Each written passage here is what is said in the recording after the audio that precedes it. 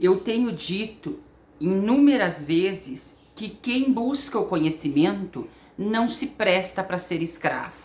E quando eu digo que quem busca o conhecimento não se presta para ser escravo, eu estou fazendo uma analogia para que a gente entenda que o saber genuíno nos possibilita ter consciência daquilo que nos cerca, tanto no aspecto bom como no aspecto não tão bom, né? E eu hoje confesso com muita gratidão, né, os inúmeros impulsos da minha mãe, né, em especial da minha mãe, né, para que eu estudasse. Ela falava muito que estudar era importante e que para mim me tornar, né, empoderado, e não era essa a expressão que ela usava na época, mas a intenção era esta, eu precisava buscar sólida formação. Eu entendi que, né, num grito de amor, ela me disse, né, busque o saber, porque o saber lhe dará, né, ferramentas necessárias para que você faça sempre que, também pertinente, a boa luta. E hoje eu me torno muito grato por ter um saber que não é acadêmico apenas. Se engana quem pensa que, né, quem estuda educação vive em gabinete. Eu nasci na escola pública, eu trabalho na escola pública, eu pesquiso a escola pública, mas também pesquiso os fenômenos sociais. E todos sabem disso. Está em xeque uma crise sem precedente. E todos nós concordamos com isso, né? Todos nós falamos, a pandemia trouxe uma crise de todas as ordens, nas estruturas organizacionais, e a gente enxerga a economia num primeiro momento, claro, porque é uma questão de sobrevivência, né? Então a gente enxerga a economia e aí mistura isso, né, com os protocolos de saúde, e aí a gente quer caçar alguém, quem é responsável, né? Bom, vamos ser retos e objetivos, né? Porque em alguns momentos a gente tem que discutir o óbvio. O óbvio tem que ser discutido. Primeiro, né? Aquela ideia que nós temos de crise, tire o S, crie, não cabe para essa crise aqui. Não cabe para essa crise aqui. Porque esta crise que nós estamos atravessando é civilizatória, coordenada, tendo como nascedouro uma pandemia. Então não dá para criar nessa crise. E quando eu digo não dá para criar, não dá para sair da métrica. Não dá para sair da métrica. Enquanto não há aderência medicamentosa, enquanto não há vacina, e na verdade, não sei se vocês viram, há uma lista, né, expedida pela Organização Mundial de Saúde, que trata do protocolo das vacinas e vai mostrando quais são os países que já se inseriram, né, no protocolo de intenção da vacinação em massa, né? Nós não estávamos por lá ainda, né? Porque ainda há tratativas internas. O nosso problema, veja só, não é externo. Não é trazer vacina de lá e para cá. O nosso problema são os egos internos, né? Ego interno é uma coisa complicada. E nós vamos trabalhar lá com a sociologia, com problema as problemáticas das organizações, né? Então nós temos aí uma pandemia, isso é fato. Esta pandemia é uma crise instituída. E nesta crise não cabe tirar o S e fazer criação. Nesta crise cabe prudência. Nesta crise cabe resguardo, e quando eu falo em resguardo, eu falo inclusive em resguardo econômico. Não pensem vocês, e isso é uma constatação técnica, que, né, terminando a pandemia, imaginando na melhor das hipóteses que a pandemia termine, né, e fique extinta literalmente em 2021, final de 2021, né? Não pensem que a economia vai vir, né, como Circo de Soleil e não, se resguardem, né? Trabalhem com a perspectiva da economia. E quando eu digo economia é saber o que importa, né? Não dá pra gente imaginar que presidente da república, que senadores, que forças de governo vão nos salvar da crise, né? E até que nos provem o contrário, me perdoem, ninguém paga as contas com esperança, fé, né? Elas continuam chegando. e a gente tem que dar conta delas. Isso é um elemento básico da Constituição Elementar de existir. Então, o que eu quero dizer é, né, nesta crise não cabe a ideia de invente alguma coisa e crie, né? Ah, mas você está dizendo que não dá para empreender? Claro que estou dizendo que pode empreender. Não estou falando de empreendimento. Estou falando de uma análise pontual de gente que faz como as crianças lá na psicologia. Tem um momento da psicologia que a gente estuda que diz o seguinte, que quando a gente pede para a criança se esconder, como ela não tem ainda noção, né, do processo concreto instituído no elemento de existir, ela fecha os olhos e acha que está escondida. Na verdade, ela não está, né?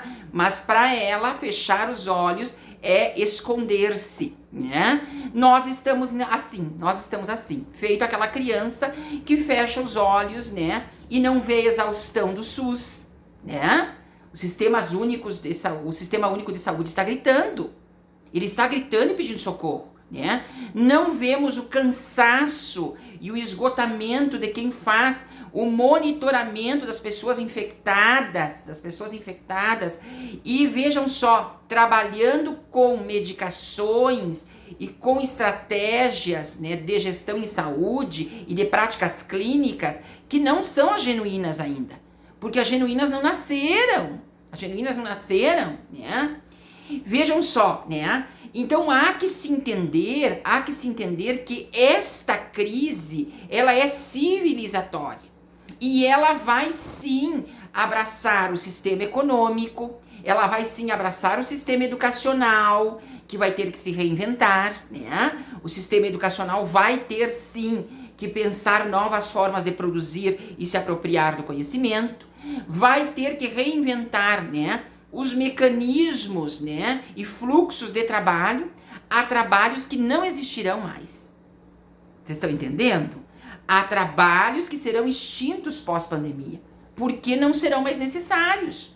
O tempo social vai sucumbir àqueles ofícios, né? Assim como sucumbiu outros, né? Nós tínhamos aí, por exemplo, né, o capitão do mato. O capitão do mato era profissão, né? Não tem mais capitão do mato. Quer dizer, né, o tempo histórico vai se encarregando de, né, dirigir os sujeitos na extinção daquelas profissões que não são pertinentes para aquele contexto. Então, o que eu quero dizer aqui, em suma, gente, é que é preciso que nós nos informemos mais acerca da pandemia e entendamos, vez por todas, que o que está dito é efetivo. Ninguém vai a público com autoridade clínica para falar bobagem. Se nós estamos dizendo, todos, eu estou dedicando meu tempo para fazer mais um manifesto, mais um anúncio, dizendo que nós estamos no topo. E se nós vivermos a exaustão assumida publicamente, dos sistemas de saúde no tratamento da pandemia, nós viveremos um caos sem precedente. Tudo porque nós estamos de olhos fechados, achando que estamos escondidos. Ou seja, consciência, ter ciência, né? Então, o que é interessante, o que me deixa super tranquilo, é ver que nesta hora, e carnal é maravilhoso, nesta hora, o que impera é o conhecimento. Não adianta nariz empinado, não adianta joia, não adianta ter sobrenome, não adianta ranjo, não adianta acerto. Você tem que ter técnica, você tem que saber. Saber para não cair naquilo que nós chamamos de processo de ignorar. Porque a gente entende que alguém só faz o que não deve, por exemplo, né, nega o uso da máscara, porque ignora, não sabe que tem que usar. Não é o nosso caso. No nosso caso, o que falta é consciência. A escassez da consciência está associada à escassez de conhecimento, né?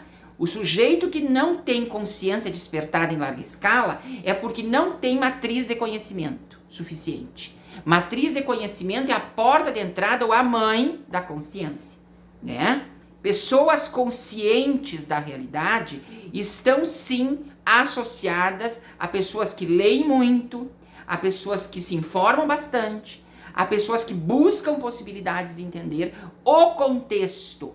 Então eu preciso dizer aqui, esta crise não é de criar, esta crise é de consciência. Tomar ciência de que muita coisa está por vir ainda, muita coisa está por vir.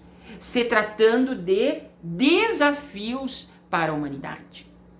Desafios para a humanidade. E aí eu preciso dizer para vocês com muita tranquilidade que eu estou otimista, mas eu não posso ser otimista platônico quando eu vejo que as pessoas ignoram. E ignoram, isso é triste, por não ter conhecimento, por não se informarem, ou por negarem o conhecimento. Todas essas pessoas estão fadadas a sucumbir, assim como as profissões.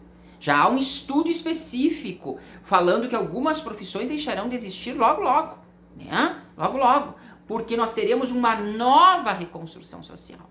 E na nova reconstrução social nascerão outras profissões, olha que interessante, nascerão outras profissões e algumas profissões irão, Então assim, neste Natal, compre o quê? Compre, se for possível, consciência, Consciência.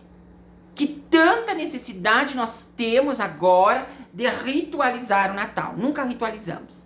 Natal sempre foi o que é aquilo, A data festiva de final de ano sempre foi o que a gente quis que fosse, Nós vimos um regime de verdades sobre o Natal, Há muita coisa sobre o Natal que não é dita, E não vou aqui fazer agora, análise histórica da constituição da ideia de Natal. Mas eu quero dizer o seguinte, dá sim para passar o Natal preservando a vida. É o melhor presente que você pode dar, para o seu parente, para a pessoa que você ama, que você cuida. Dê a vida para ela, Quer dizer, que tanta insistência nós temos agora, que agora nós queremos aglomerar. Agora nós queremos aglomerar. Antes não precisava. Agora a gente quer aglomerar.